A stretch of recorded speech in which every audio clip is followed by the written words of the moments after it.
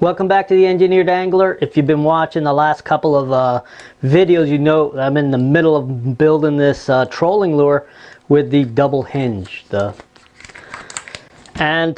kind of behind. I've been working on my outboard. What a pain. I'm a little bit covered in oil and a little bit covered in gasoline. So I left that frustration and came in here to do some work. So let's go ahead and finish this lure, at least to the point where I can throw it in the water.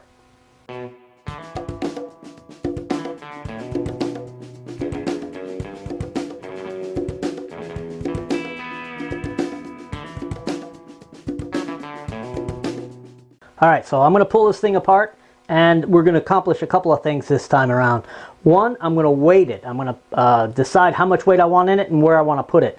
I've got this temporary hook here, and it's going to help me with getting the next piece of information I need, and that's how dense this wood is. Now, I've already done the density check because I just take a piece off the lathe, but I wanted to show you how to do it if you don't have an extra piece of the material you're working with, or you have a lure that's already made and you want to find out what the density is so you can get closer on your weighting. So what I'm going to do is I'm going to use the Archimedes principle method.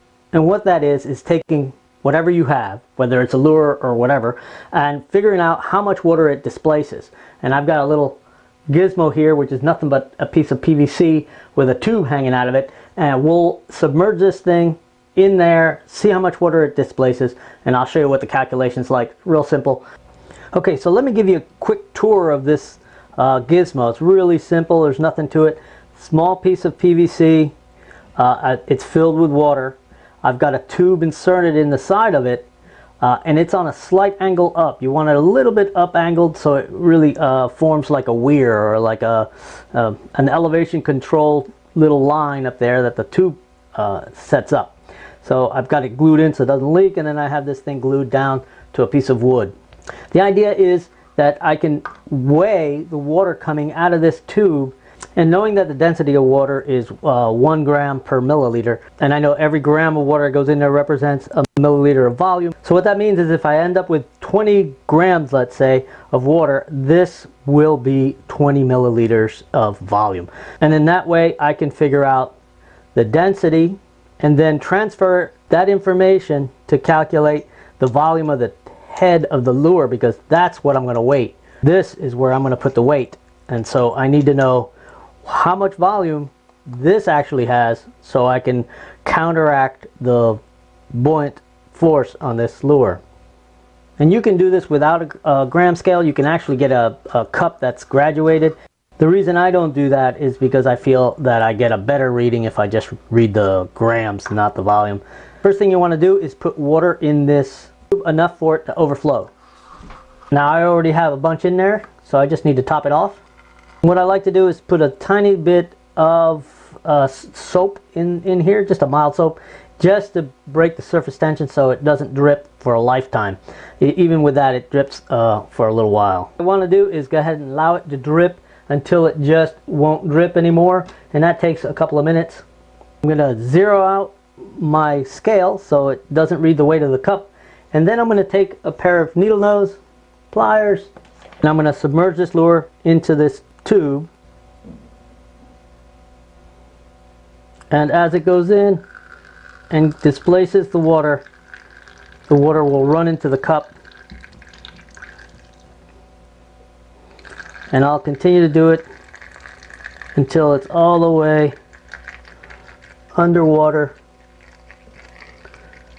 and I'll hold it just underwater until this thing stops dripping.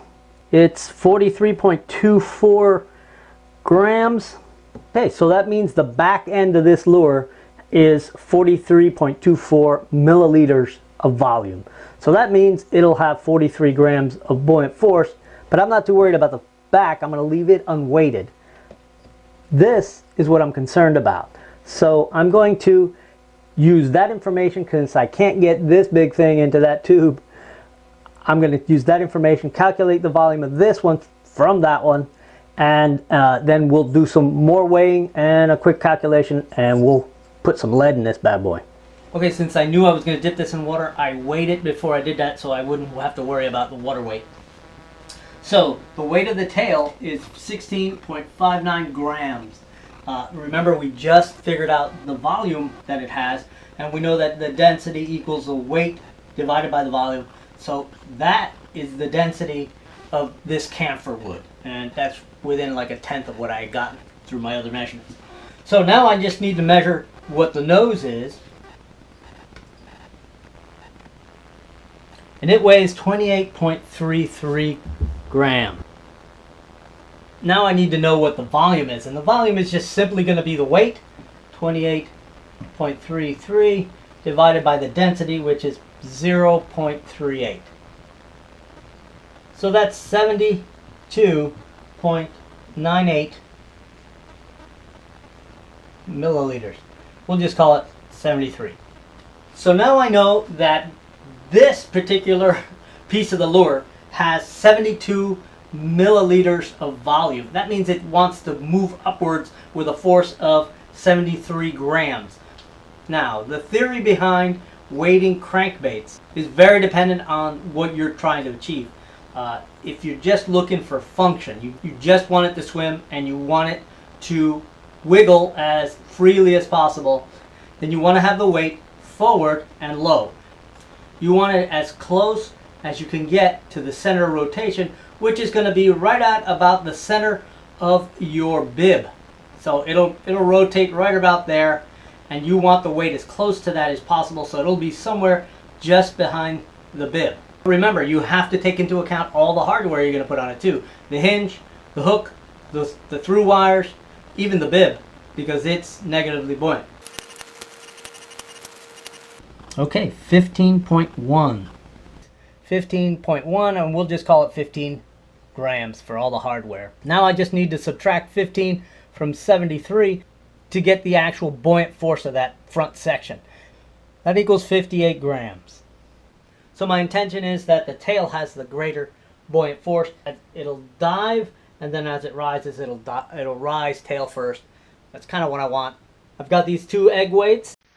Okay, here are the calculations. We'll take the volume of the lure in grams of water. That's the water that we displaced, minus the weight of the hardware, minus the weight of the lure body, minus the weight of the lead I put in it. Here's the equation, and the answer, 8.2 grams. That's what's left of our buoyant force. Now I need to fill this up with some resin. Before I throw this in the water, I'm going to spray this down with some white paint just to seal what's not sealed. And then I'm going to place the bib, hopefully just temporarily, and we'll throw it in the water and see how it does. So I've got the GoPro on a chest mount, and I'm hoping that it'll capture what I need it to capture. I'm out on the dock. It's empty because my wife's painting the deck chairs. Okay, first let's see how it floats. You can see it's floating head down.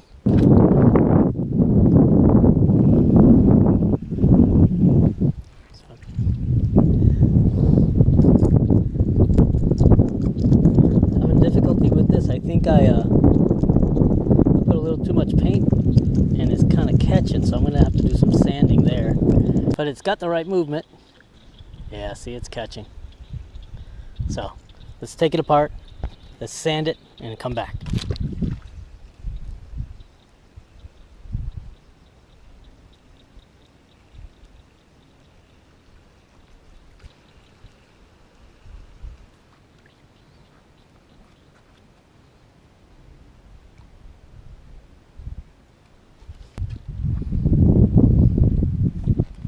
Well, I'm pretty happy with the potential for this lure. I think it's sticking still a little too much, and I don't like the shape of this bill. I think it doesn't have enough action to it. So I'm going to make some minor changes.